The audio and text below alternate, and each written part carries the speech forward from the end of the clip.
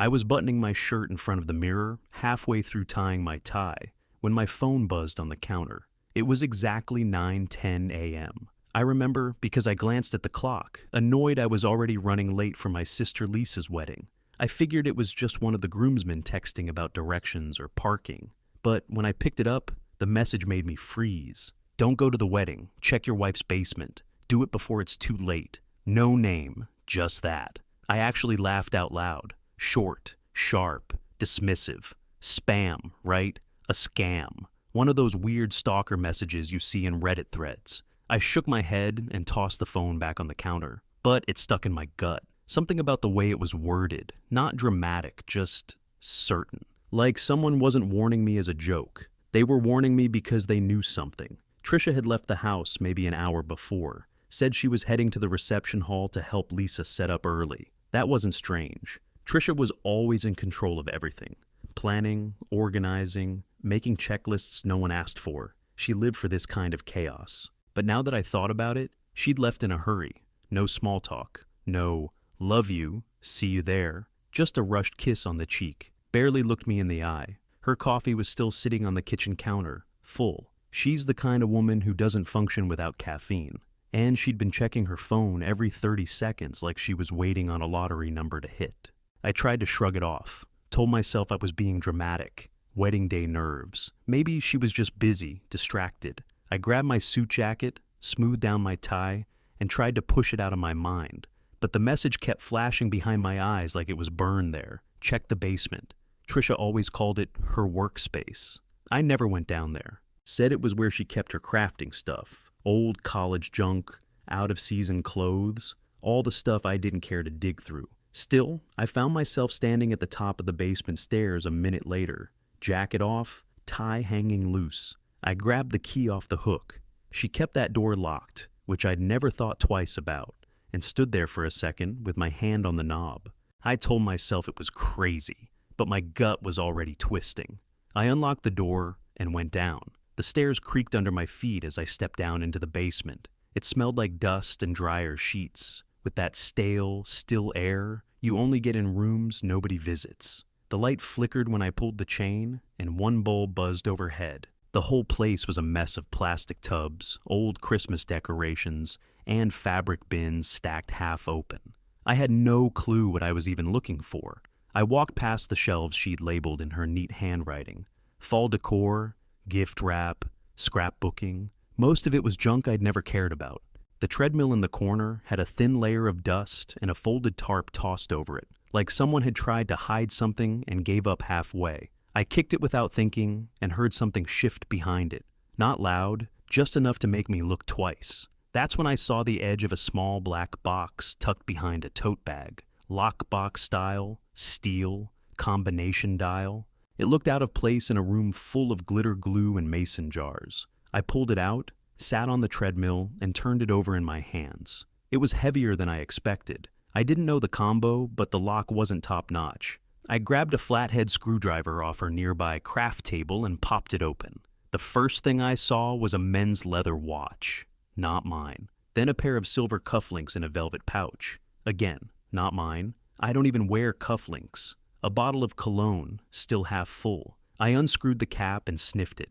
Strong, musky, not the kind of scent I ever wore. Then came the keychains. A pile of them. All cheap tourist junk. Florida, Oregon, Lake Geneva, Yellowstone. I hadn't been to any of those places. That's when I knew this wasn't just some random box of keepsakes. These weren't souvenirs. These were breadcrumbs. I reached deeper, under a stack of gas station receipts and ticket stubs. That's when I hit it. Photos, printed, glossy. Not selfies or casual shots. These were taken with purpose. Full-on couple poses. Trisha sitting on a man's lap, smiling into the camera. Him kissing her cheek. Them holding hands in front of a fireplace. Another one of them on a canoe, laughing like they were on a honeymoon. The guy in every photo? Ryan. Lisa's fiancé. I felt my stomach drop like I'd been punched in the gut.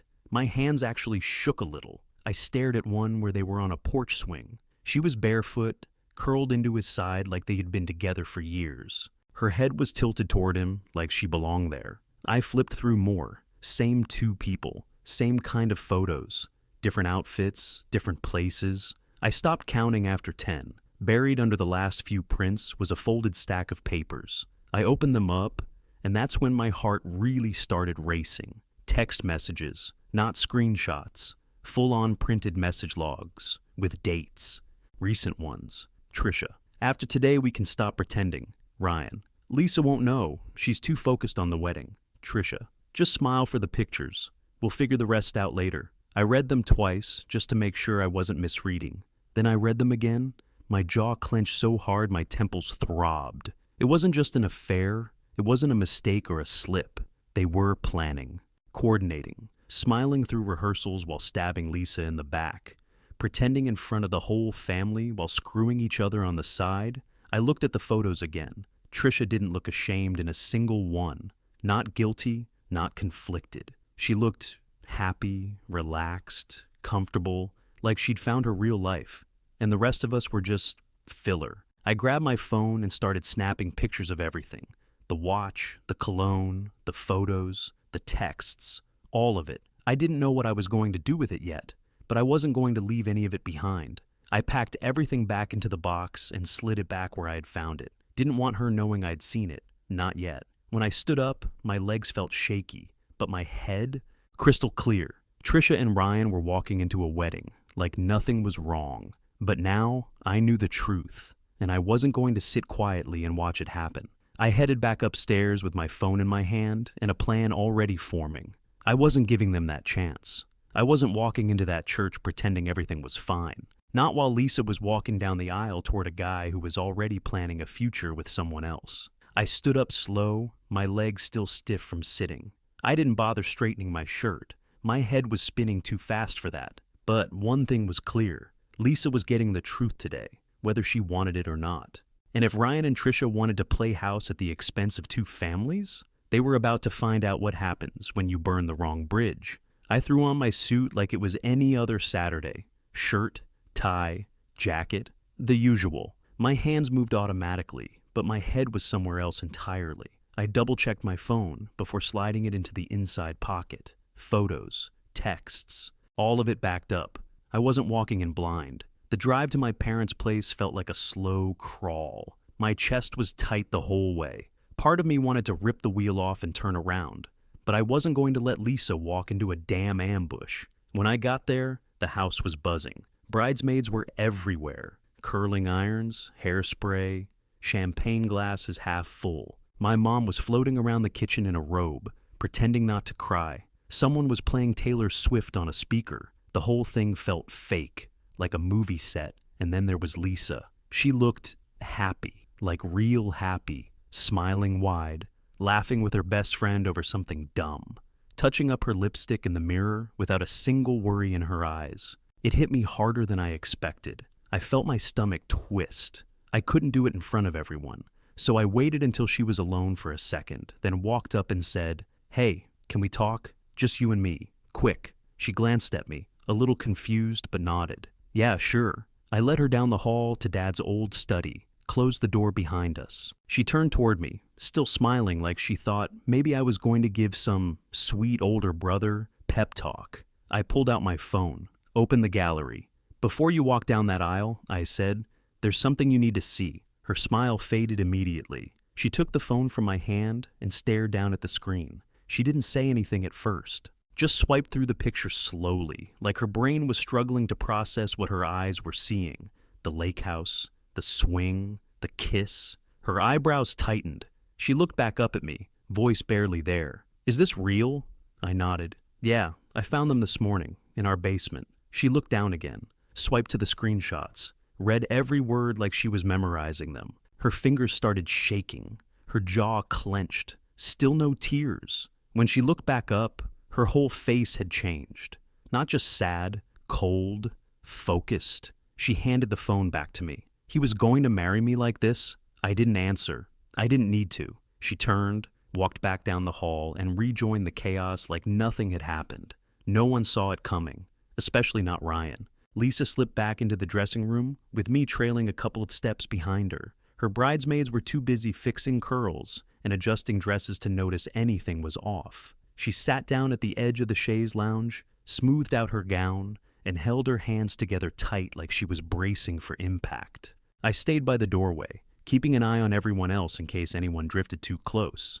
She didn't cry, not even a sniffle. She just stared straight ahead, breathing slow and steady, the way she did before giving big presentations back in high school. Inside, she had to be breaking, but on the outside, she was hardening. After a minute, she looked at me and tilted her chin. "Show me the rest." I pulled the phone back out and handed it over. She flipped through the photos again, slower this time. Her eyes narrowed at one where Trisha was laughing in Ryan's arms. I expected her to crack, break down, something. Instead, her voice came out flat. "Is this recent?" "Yeah," I said. "I found everything this morning. Dates match. It's all within the past few weeks." She held out her hand. "The texts." I passed her the screenshots. She read them so carefully you'd think she was checking for spelling errors. When she finished, she closed her eyes for a second. Just one. Then she stood. "Okay," she said, steady as steel. "We're not calling this off quietly." I shook my head. "Lisa, you don't have to do it like that. We can shut it down now. Tell everyone he got sick, needed air, twisted an ankle, whatever. It doesn't have to turn into a show." She met my eyes, and there was no shaking her. He was going to humiliate me. I'll return the favor. There it was. That stubborn fire she'd always had since she was a kid. She never swung first, but if someone pushed her, she sure as hell swung back. "All right," I said. "What do you want to do?" She paced once, gripping the skirt of her dress so it wouldn't drag. "We go through with everything like normal. Walk in, smile, photos, vows. Then when the pastor asks if anyone objects, I stand up," I said. "Yes," she replied, "and you say exactly what you found. I'll back you up. He won't be able to run from it." I crossed my arms. "You sure?" "Positive." It wasn't anger now. It wasn't panic. It was clarity, cold and controlled. She deserved better than this mess. Better than Ryan. Better than lies wrapped in a tux and vows rehearsed 50 times. She took one more breath, then straightened her veil. "All right, I'm good. You don't have to pretend for them," I said quietly. "Yes, I do," she answered. For now, Ryan walked in a minute later with the photographer, laughing about something dumb with one of the groomsmen.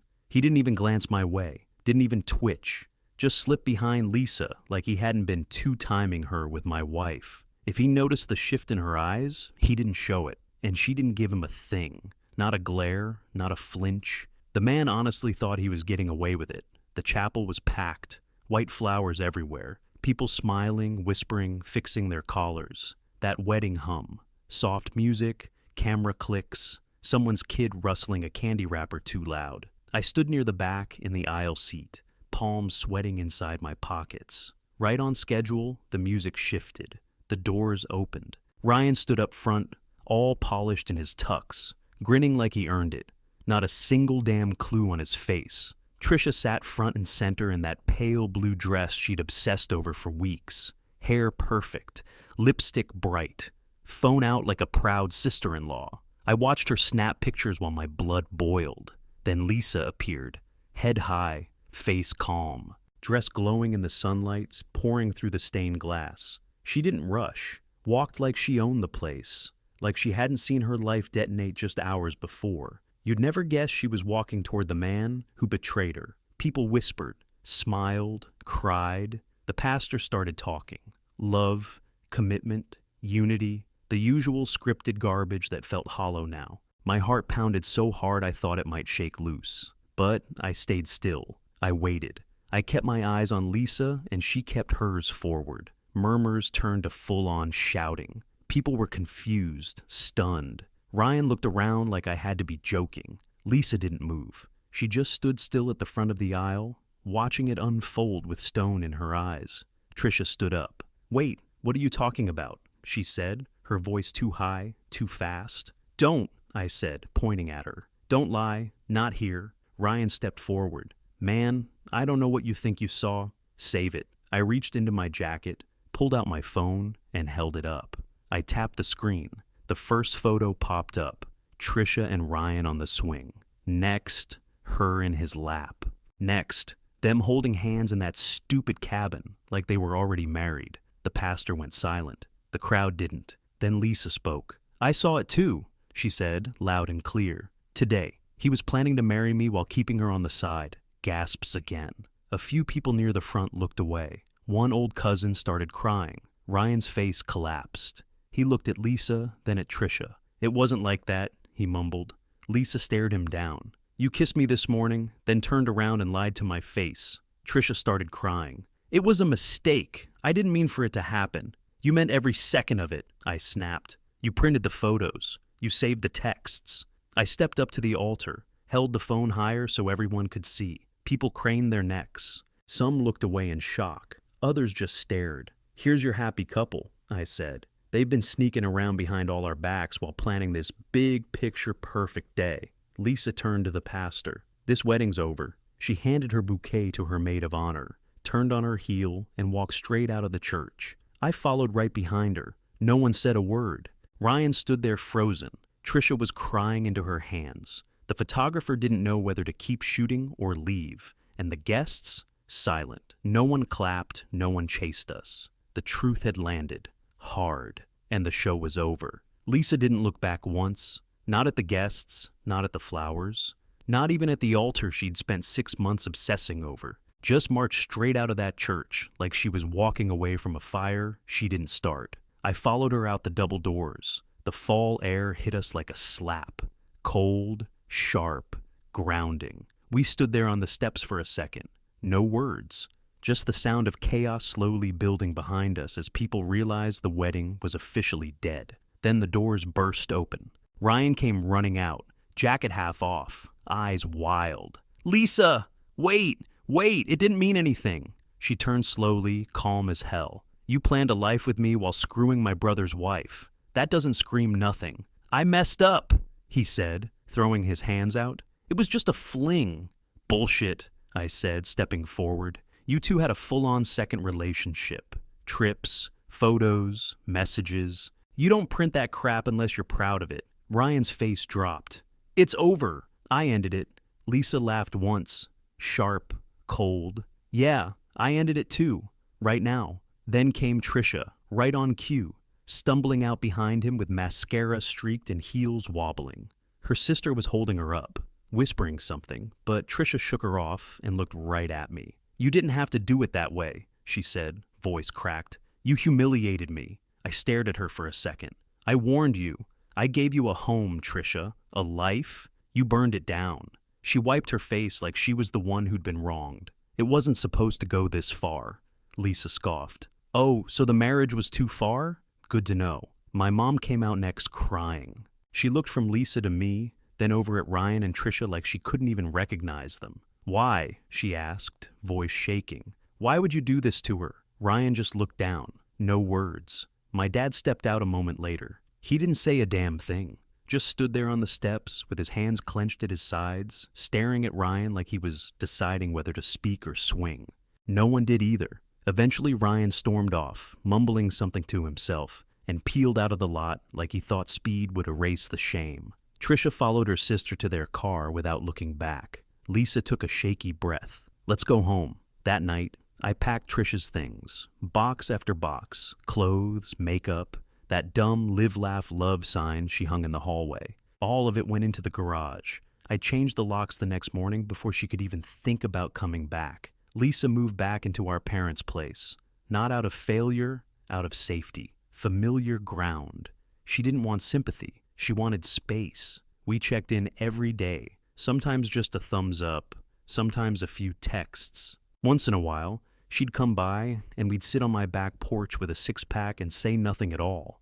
I wasn't trying to be her savior, just her brother, and for once, that felt like enough. A few weeks later, I filed the divorce papers. No dramatic confrontation, no lawyers screaming across tables, just signatures, asset sheets, a notary with dead eyes, and me walking out of that courthouse feeling like someone had cut off a weight I didn't even realize was chained to me. She didn't fight me on anything, not the house, not the bank account, not even the car. I think she knew it was over the second I stood up in that church. I didn't say goodbye, didn't need to. Lisa was doing her own version of cleanup. She took a leave from work, got into therapy, let her friends circle around her, and this time, she actually let them help. She wasn't interested in talking about Ryan, Not to me, not to anyone. She just kept moving, day by day, stronger than I'd ever seen her. As for me, I started small, cleaned out the garage, tossed half of Trisha's decorations into a donation bin, painted the walls for the first time in years, bought tools I didn't know how to use but figured I'd learn eventually. I joined a gym down the street. Nothing crazy, just needed to get out of the house. Started waking up early, running, lifting, eating real food again instead of frozen pizza and takeout. And then one Saturday, I walked past the animal shelter and went in just to look. Walked out with a brown mutt with one floppy ear and zero manners. Named him Moose. He chewed through 2 couch pillows in the first week, but he never left my side. The house was quiet at first. Still, the kind of quiet that used to bother me, but this time it felt earned. Like peace was finally allowed to settle in. Trisha never called, never came back. Ryan disappeared too. Mutual friends said they tried dating openly after the fallout. Probably thought if they owned it, people would respect them. They didn't. Word was it lasted 3 weeks before crashing. I didn't care enough to check. One night, Lisa and I were sitting on my back porch with a couple beers. Moose laid across both our feet, snoring like a train. She tilted her bottle toward me and said, "I didn't lose a husband. I dodged a disaster." I laughed, nodded. You and me both. We didn't say much after that. Didn't need to. For the first time in a long time, life felt simple. No secrets, no second guessing, no pretending. Just the slow rebuild, and I was good with that. 1 year later, Lisa was in a whole different world. New job downtown. Better pay, real co-workers, no office drama. She'd moved into a clean, sunlit apartment with zero memories tied to anyone but herself. No fake smiles, no whispered gossip. Just fresh starts and solid ground. She wasn't dating, said she had no interest, not yet. Maybe never. I didn't press it. After what Ryan pulled, it made sense. She was focused on her life, her peace, and I respected the hell out of that. Me, I met someone. Not serious, not yet. But it's real. We talk straight, laugh easy, no games, no gut feelings screaming at me in the background. Just something honest, slow, and steady. It feels different, like I don't have to watch my back while trying to love somebody. Looking back, that message still stuck with me. Don't go to the wedding, check your wife's basement. Do it before it's too late. I never found out who sent it. Burner number, no reply. I gave up trying, but whoever it was, they saved both our asses. One sentence changed the whole direction of 2 lives. The betrayal burned, yeah, it gutted us. But it gave us something cleaner than anything we'd had before, truth. And I'd take brutal truth over polished lies any day. The wedding was supposed to be the celebration of a new chapter. Instead, it was the end of a story neither of us knew we were trapped in. And that was the real win. Lisa and I still talk about it sometimes. Usually when something random reminds us. Like a wedding song on the radio or a cheesy proposal video on TV. She'll shake her head and say, "You remember how calm you looked when you stood up? You looked like you were ordering a sandwich," she said once, laughing into her beer. I just shrugged. Sometimes the truth is the best punchline. Because that day didn't end with rings or vows or cake. It ended with doors slamming open and masks getting ripped off. It ended with hard stares, honest words, and walking out without looking back. It ended with freedom.